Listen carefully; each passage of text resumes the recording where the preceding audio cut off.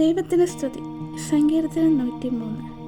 N മനമേ യഹോവയെ വാഴ്ത്തുക, എൻ്റെ സർവാന്തരംഗമേ അവൻ്റെ വിശുദ്ധനാമത്തെ വാഴ്ത്തുക.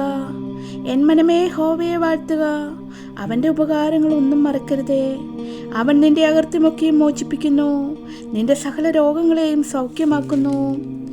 അവൻ നിന്റെ ജീവനെ നാശത്തിൽ നിന്നും വിടുവിക്കുന്നു. അവൻ ദയയും കരുണയും നിന്നെ അണിയിക്കുന്നു.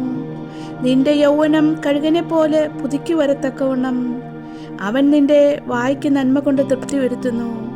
യഹോവ സകല പീഡിതന്മാർക്കും വേണ്ടി നീതിയും ന്യായവും നടത്തുന്നു. അവൻ തൻ്റെ വഴികളെ മോശയെയും തൻ്റെ പ്രവൃത്തികളെ ഇസ്രായേൽ മക്കളെയും അറിയിച്ചു.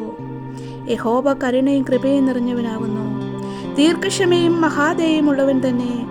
അവൻ എല്ലായ്പ്പോഴും വർഷിക്കുകയില്ല, എന്നേക്കും കോപം സംഗ്രഹിക്കുകയുമില്ല. അവൻ നമ്മുടെ പാപങ്ങൾക്കൊത്തവണ്ണം നമ്മോട് ചെയ്യുന്നില്ല, നമ്മുടെ അകൃത്യങ്ങൾക്ക് ഒത്തവണ്ണം നമ്മോട് പകരം ചെയ്യുന്നതുമില്ല.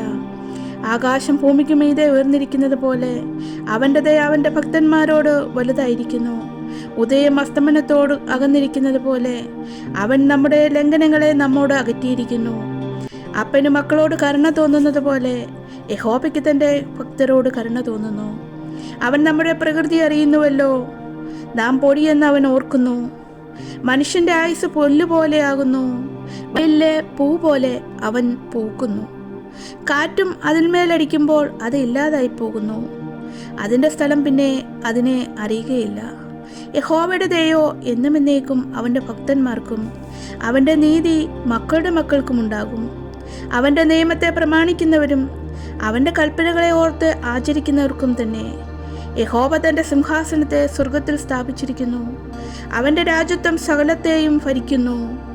അവൻ്റെ വചനത്തിൻ്റെ ശബ്ദം കേട്ട് അവൻ്റെ ആജ്ഞ അനുസരിക്കുന്ന വീരന്മാരായി അവൻ്റെ ദൂതന്മാരായുള്ളവരെ യഹോവയെ വാഴ്ത്തുവിൻ.